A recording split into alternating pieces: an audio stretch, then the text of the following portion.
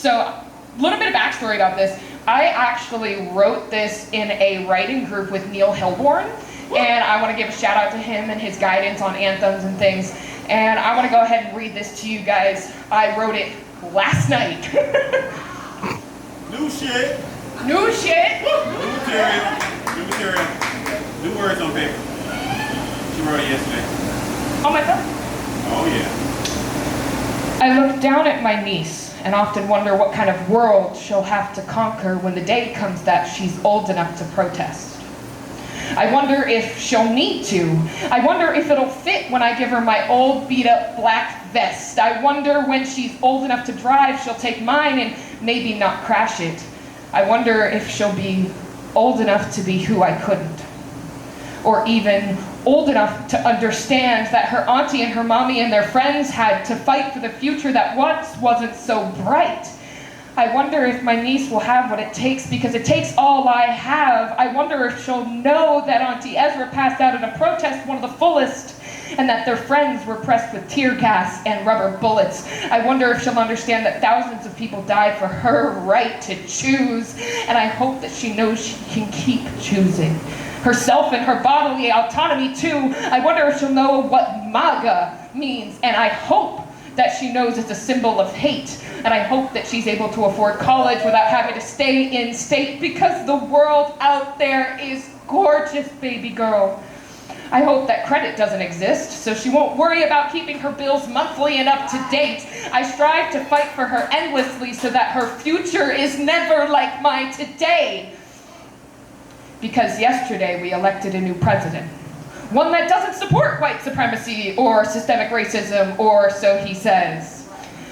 And I hope my niece knows about how the entire world danced. And that doesn't mean we've let down our stance. It doesn't mean we're done fighting systemic racism, legalized slavery, wage theft, and extreme poverty. Or done fighting police brutality, or done trying to change the mentality that just because we've got a Democrat in office that our capitalist society isn't full of lethality.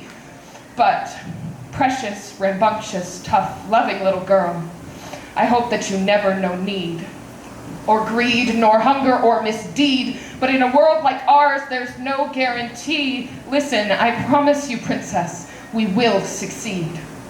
All of us, even strangers around the world, are fighting for you.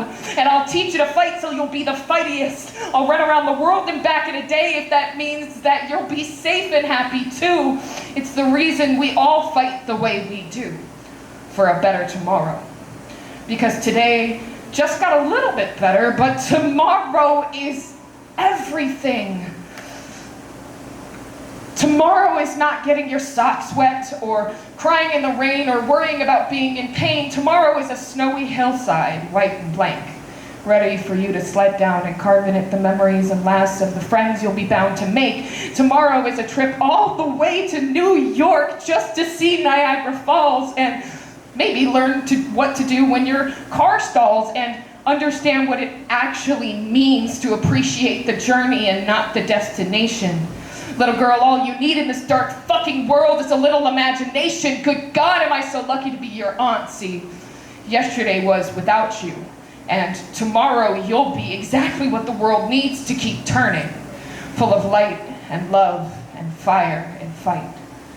Take one from me, love. All you need to do is keep breathing. All everyone needs to do is keep breathing. As long as you're happy, anything will do. We've started the revolution for you, and I know it doesn't look like much. And there's no going back, but I promise you, kid, we're just getting started. So, Opal, I'll see you tomorrow.